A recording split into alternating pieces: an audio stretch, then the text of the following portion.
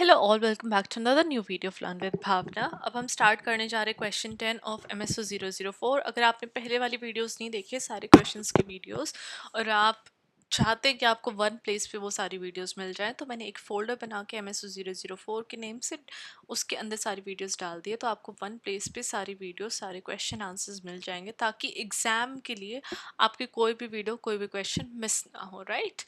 अब one more thing, I am getting a lot of comments regarding कि ma'am question कैसे attempt करना है, आंसर शीट कैसी आएगी और हमें अपने क्वेश्चंस लिखने कैसे। तो मैं बता दूं कि मैंने इंपॉर्टेंट टिप्स की वीडियो ऑलरेडी डाल दी है। अगर आपने वो नहीं देखी है तो डोंट वरी, ऊपर आई बटन में अभी या फिर वीडियो के स्टार्टिंग में आपको एक लिंक आ रहा होगा, तो वो इंपॉर्टेंट टिप्स की वीडियो का लिंक। अगर आपने वो वीडियो नहीं देखी है तो आई रिकमेंड कि आप वो वीडियो प्लीज़ जाते ही अभी ये वीडियो फिनिश करके इससे पहले वो वाली देख लो। आप बहुत ज़्यादा आपको ईज हो जाएगी एग्जाम में, जितनी भी एग्जाइटी है, जितने भी आपके डाउट्स है, क्वेश्चन है, वो सारे क्लियर हो जाएंगे, राइट। चलो अभी हम अपना आंसर स्टार्ट करते हैं। क्वेश्चन 10 है, हमें बात करने की ग्लोबलाइजेशन ने कैसे इंडियन सोसाइटी को इन्फ्लुएंस किया है, क्या इम्पैक्ट, क्या चेंजेस आए हैं within Indian society due to globalisation. तो फर्स्ट पैराग्राफ हमारा किस चीज़ का रहेगा? हाँ जी, फर्स्ट पैराग्राफ रहेगा हमारा इंट्रोडक्शन का। तो आपको इंट्रोडक्शन स्टार्ट करना, आपको पहले तो बताना है कि ग्लोबलाइजेशन क्या है, राइट। तो जब हम ग्लोबलाइजेशन की बात करते हैं तो हम बात करते हैं ग्लोबल वर्ल्ड की, राइट। इसके वर्ड में ही ग्लोबल आ गया, तो मतलब कि ज- आज के टाइम पे पूरा वर्ल्ड, सारी कंट्रीज एक दूसरे से कनेक्ट हो चुकी हैं। All societies are connected to each other, वो भी थ्रू आउट द वर्ल्ड, जहाँ पे इकोनॉमीज, कल्चर, सोसाइटीज एक दूसरे के ऊपर इंटरडिपेंडेंस हो गई है, और कल्चर एक दूसरे का हम क्रॉस कल्चर हो रहा है। We are accepting some of the practices of the west culture, वहीं पे वेस्ट कल्चर कुछ इंडियन कल्चर्स की कुछ भी हैबिट्स, प्रैक्टिसेस फॉलो कर रहा है, तो इसको ग्लोबलाइजेशन बोलते हैं। जब जब सिंस 1991 जब से इकोनॉमिक लिबरलाइजेशन हुआ है, प्राइवेटाइजेशन हुआ है, तब से ग्लोबलाइजेशन देखा जाने लगा है। और ग्लोबलाइजेशन का ना कि सिर्फ इंडियन सोसाइटी पे, दो क्वेश्चन ने इंडियन सोसाइटी बोला हुआ है कि क्या इम्पैक्ट है, बट ग्लोबलाइजेशन का ऑल ओवर द वर्ल्ड काफ़ी ज़्यादा इम्पैक्ट देखने को मिला है। इसने लाइफ के वेरियस एस्पेक्ट, चाहे तो वो इकोनॉमी हो, कल्चर हो, सोशल स्ट्रक्चर हो, एक गवर्नेंस हो, सबको इन्फ्लुएंस किया है। ग्लोबलाइजेशन की वजह से बहुत सारी अपॉर्चुनिटीज़ भी मिली है, और वहीं पे इसने काफ़ी सारे चैलेंजेस भी ये लेके आया है, both positive and negative, for the people of any country, right. चलो अब हमारे आंसर में हम देखते हैं कैसे ग्लोबलाइजेशन ने एक इकोनॉमिक इम्पैक्ट देखने को मिला है इंडियन सोसाइटी के अंदर, राइट। तो फर्स्ट आ जाता है हमारा growth of the service and IT sector. तो ग्लोबलाइजेशन की वजह से इंडियन सर्विस सेक्टर में एक ग्रोथ देखने को मिली है, स्पेशली IT फील्ड में, राइट। बिकॉज जब प्राइवेटाइजेशन जब हुआ तो एक न्यू फील्ड, एक न्यू जॉब फील्ड निकल के आई, that was knowledge and information field, और उसमें IT का एक बहुत बड़ा रोल था। IT सेक्टर बहुत ज़्यादा बूम हुआ था, राइट। अब इसमें BPO भी बहुत ज़्यादा की जॉब्स भी काफ़ी ज़्यादा निकल गए, that was business process outsourcing, finance, ये सारी न्यू फील्ड्स आई, जिसने सिटीज़ लाइक बैंगलोर, हैदराबाद और पुणे जैसे सिटीज़ उभर के आई, और उसके अंदर बहुत ज़्यादा चेंजेस देखने को मिले, जिनको ग्लोबल टेक्नोलॉजी हब्स बोल देते, राइट। बिकॉज इंडिया में बहुत सारी IT कंपनीज आ गई, आउटसोर्सिंग होने लग गई, उनके जो मेन ऑफिस थे वो थे US, UK और भी कहीं कहीं, और उन्होंने आउटसोर्सिंग मतलब कि एक उनकी छोटी छोटी branches different part of the worlds में आ गई थी, जो कि इंडिया के अंदर भी देखी जाने लगी। जैसे कि इन्फोसिस हो गया, TCS हो गया, विप्रो हो गया, वो इंडिया के अंदर भी आ गई थी, ताकि इंडिया के अंदर भी एम्प्लॉयमेंट प्रोवाइड करे, और वो अपना एक तरीके से branches all over the world खोल सके, राइट। सेकेंड आ जाता हमारा इंक्रीज्ड फॉरेन डायरेक्ट इन्वेस्टमेंट। तो इंडिया ने बहुत ज़्यादा FDI भी अट्रैक्ट की, जहाँ पे रिटेल, टेलीकम्युनिकेशन, मैन्युफैक्चरिंग, इन सारे इंडस्ट्रीज़ के थ्रू एक इकोनॉमिक ग्रोथ, जॉब क्रिएशन और इंफ्रास्ट्रक्चर डेवलपमेंट होता देखा गया with in the Indian society. जब हम ग्लोबल कंपनीज़ की बात करते हैं, जैसे अमेजोन हो गया, वॉलमार्ट हो गया, सैमसंग हो गया, तो इनके जितने भी ऑपरेशंस थे, आउटसोर्सिंग्स थे, वो विद इन इंडिया में भी स्टार्ट हो गया था, तो ये देखा जाने लगा, राइट। देन हम बात करते हैं कि राइजिंग इनइक्वालिटी, तो ग्लोबलाइजेशन से इनइक्वालिटी भी बहुत ज़्यादा बढ़ने लग गई। जैसे जब ग्लोबलाइजेशन ने वेल्थ और अपॉर्चुनिटीज़ जब क्रिएट कर दी विद इन इकोनॉमिक सोसाइटी, तो उसकी वजह से इनइक्वालिटीज़ भी होने लग गई। तो बेनिफिट क्या होते, क्या देखे जाने लगे ग्लोबलाइजेशन के? दो बेनिफिट उसके देखे जा रहे थे, बट वो अर्बन एरियाज में उसके ज़्यादा बेनिफिट देखे जा रहे थे। वहीं पे जो भी रूरल रीजन्स थे या मार्जिनलाइज कम्युनिटीज़ थी, वो और भी ज़्यादा पिछड़ गई थी। तो ये रूरल एरियाज़ और अर्बन एरियाज़ के अंदर जो इनइक्वालिटीज़ थी, वो डे बाय डे बढ़ती जा रही थी। जब हम अर्बन सेंटर्स की बात करते हैं, मुंबई हो गया, दिल्ली हो गया, तो वहाँ पे इकोनॉमिक ग्रोथ तो बहुत स्पीड से, बहुत तेज़ी से बढ़ रही थी। वहीं पे जो रूरल एरियाज़ थे, जैसे कि बिहार, उड़ीसा, वो मतलब कि विद कंटिन्यूअस ग्लोबलाइजेशन, इंडस्ट्रियलाइजेशन, वहाँ पे पॉवर्टी और अंडर डेवलपमेंट बढ़े ही जा रही थी, इंक्रीज ही हो रही थी। जितनी की डेवलपमेंट बढ़ रही थी, उससे ज़्यादा अंडर डेवलपमेंट भी बढ़ रही थी, और ये इनइक्वालिटी जो गैप है, वो डे बाय डे इंक्रीज होता जा रहा था। सेकंड आ जाता है कल्चरली कैसे इम्पैक्ट किया ग्लोबलाइजेशन ने इंडिया को। तो फर्स्ट आ जाता है हमारा कल्चरल हाइब्रिडाइजेशन। तो ग्लोबलाइजेशन के तहत ये देखने पड़ा कि ग्लोबल एंड लोकल कल्चर्स का एक ब्लेंड हो रहा था, राइट, जिसकी वजह से hybrid culture kind of concept निकल आया था। वहीं पे इंडियन सोसाइटी जो western lifestyle, food, fashion, entertainment को अडॉप्ट कर रही थी, वहीं पे वो ट्रेडिशनल वैल्यूज़ को भी अपनी सेव प्रोटेक्ट करके चल रही थी। फॉर एग्जांपल जब हम बात करते हैं मैकडोनल्ड्स या स्टारबक्स की, तो वो ट्रेडिशनल इंडियन क्यूजीन से बहुत ज़्यादा अलग हैं, राइट। तो लोग मैकडोनल्ड्स और स्टारबक्स भी खा रहे थे, लेकिन साथ में साथ वो अपना लोकल स्ट्रीट फूड को भी इंजॉय कर रहे थे। तो ये एक कल्चर का हाइब्रिडाइजेशन देखने को मिल रहा था ड्यू टू ग्लोबलाइजेशन। सेकेंड आ जाता है influence on youth in media. अब ग्लोबल मीडिया आ गई थी, टेक्नोलॉजी आ गई थी, सोशल मीडिया प्लेटफॉर्म्स आ गए थे, जिसकी वजह से लोगों की वैल्यूज़, एस्पिरेशन और लाइफस्टाइल चॉइसेस में भी काफ़ी ज़्यादा चेंजेस देखने को मिले। फॉर एग्जांपल जब हम बात करते हैं प्लेटफॉर्म जैसे इंस्टाग्राम हो गया, यूट्यूब हो गया, नेटफ्लिक्स हो गया, उसने इंडियन यूथ को global trend, global world, global fashion, global music, entertainment से कनेक्ट कर दिया, राइट। वहीं पे जहाँ पे लोगों को पहले सिर्फ Indian Indian music, Indian fashion, Indian entertainment के बारे में पता था, अब वो वहीं पे ग्लोबली ये सारी चीज़ें देखने को मिल रही थी, और वहीं पे वो यूथ भी इन्फ्लुएंस होता हुआ दिख रहा था। थर्ड आ जाता है इरोजन ऑफ ट्रेडिशनल वैल्यूज़। जब ग्लोबलाइजेशन ने ट्रेडिशनल सोशल नॉर्म्स को भी काफ़ी ज़्यादा चैलेंज किया, जहाँ पे इंडिविजुअलिज्म वाला कॉन्सेप्ट चेंज हो गया, फैमिली स्ट्रक्चर चेंज हो गया। वहीं पे जो जॉइंट फैमिली थी अब न्यूक्लियर फैमिली में चेंज हो रही थी, जेंडर रोल्स चेंज हो रहे थे, लव मैरिजेस, पहले अरेंज मैरिज वाला कॉन्सेप्ट था, विद इन कास्ट सिस्टम वाला कॉन्सेप्ट था, तो मैरिज प्रैक्टिसेस में भी एक बहुत बड़ा चेंज देखने को मिला था।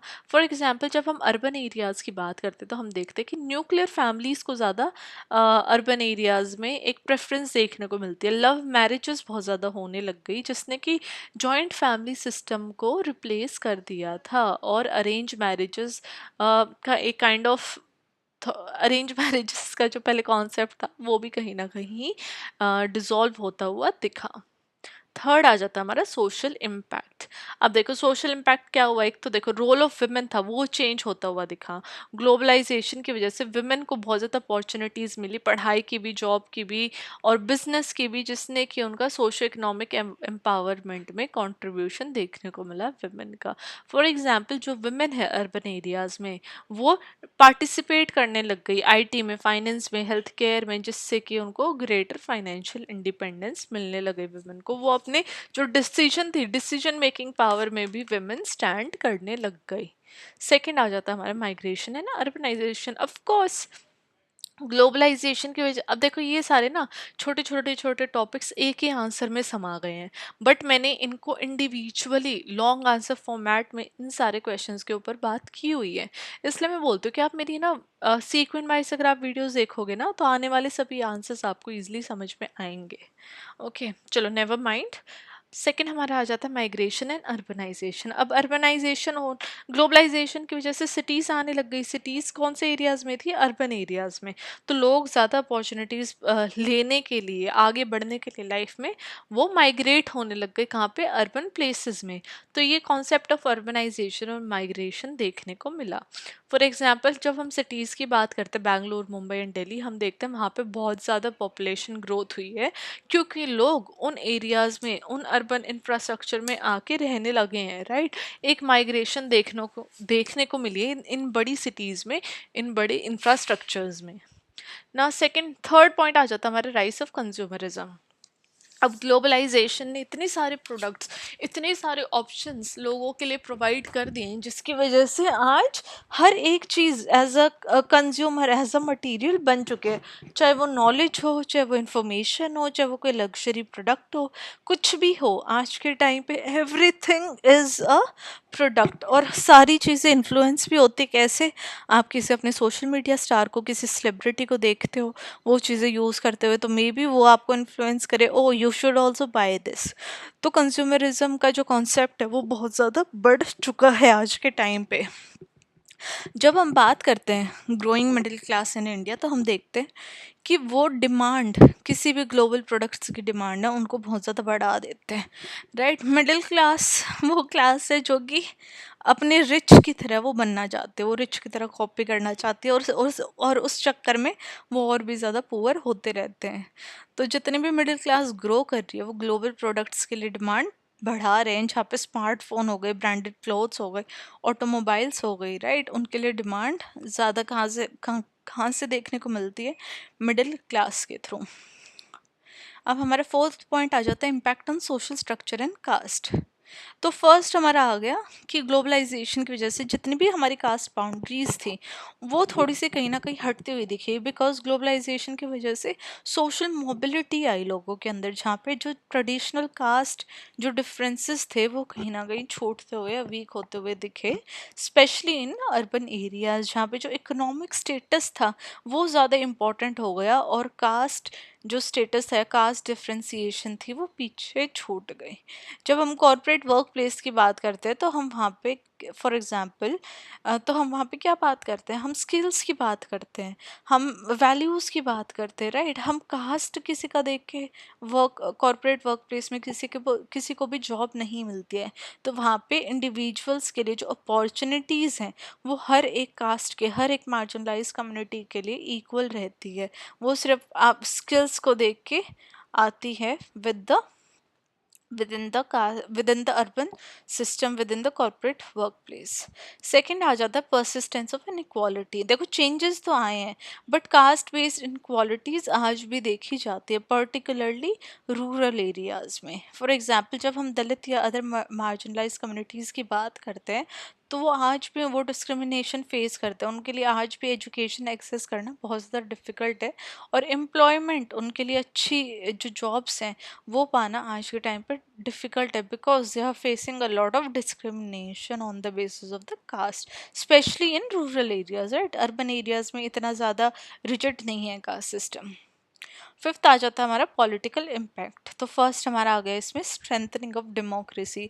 अब ग्लोबलाइजेशन ने इंडिया को ग्लोबल डेमोक्रेटिक प्लेटफॉर्म के पे लाके खड़ा कर दिया, जहाँ पे ह्यूमन राइट्स, गवर्नमेंट प्रैक्टिसेस, ये सब डेमोक्रेटिक इंस्टीट्यूशंस की स्ट्रेंथनिंग में कंट्रीब्यूट करते हैं, और एक सिविल सोसाइटी को लेके आते हैं। फॉर एग्जांपल जब हम सिविल सोसाइटी ऑर्गेनाइजेशन की बात करते हैं, एनजीओज की बात करते हैं, तो हम देखते हैं कि इंडिया का जो फोकस है वो ज़्यादा अब एनवायरमेंटल प्रोटेक्शन, वुमेन राइट और गवर्नेंस की ट्रांसपेरेंसी, कास्ट में इक्वालिटी लाने की बात की जाती है, राइट।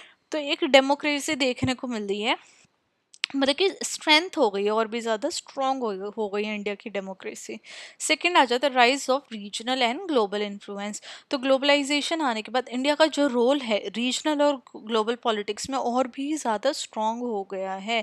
इंडिया को अब एक की प्लेयर देखा जाने लगा है इन इंटरनेशनल ऑर्गेनाइजेशन, चाहे वो यूएन हो, चाहे G20 हो, या फिर ब्रिक्स हो। फॉर एग्जाम्पल जब हम इंडिया की ग्रोइंग इकोनॉमिक की बात करते हैं, तो हम स्ट्रैटेजिक इम्पोर्टेंस देखते हैं इंडिया की, जिसने कि कोलैबोरेशन करके यूएस के साथ, जापान के साथ और यूरोपियन यूनियन के साथ अपनी इकोनॉमिक पोजीशन तो स्ट्रॉन्ग की है, लेकिन ग्लोबल इन्फ्लुएंस भी इंडिया कहीं ना कहीं अब काफ़ी ज़्यादा करने लगा है ऑल ओवर द वर्ल्ड को। अब हमारा इन्वायरमेंटल इम्पैक्ट देख लेते हैं। देखो, जब भी हम ग्लोबलाइजेशन इंडस्ट्रियलाइजेशन की बात करते हैं तो वहाँ पे एक एनवायरनमेंट का नेगेटिव इम्पैक्ट देखने को मिला है। तो इन्वायरमेंटल डिग्रेडेशन होती हुई दिखी है। ग्लोबलाइजेशन की वजह से इंडस्ट्रियलाइजेशन आई, जिसकी वजह से पेड़ वेड़ कटे हैं हमारे, इतनी ज़्यादा क्लाइमेट चेंज हुआ है, CO2 रिलीज हुई है, पॉल्यूशन हुआ है, तो इन्वायरमेंटल डिग्रेडेशन डेफिनेटली हुआ है। फॉर एग्जाम्पल, जब हम बात करते हैं इंडस्ट्रियल ग्रोथ की सिटीज़ लाइक दिल्ली या चेन्नई में, तो वहाँ पे अभी आपने अभी आफ्टर दिवाली देखा ना क्या पॉल्यूशन गया था दिल्ली में।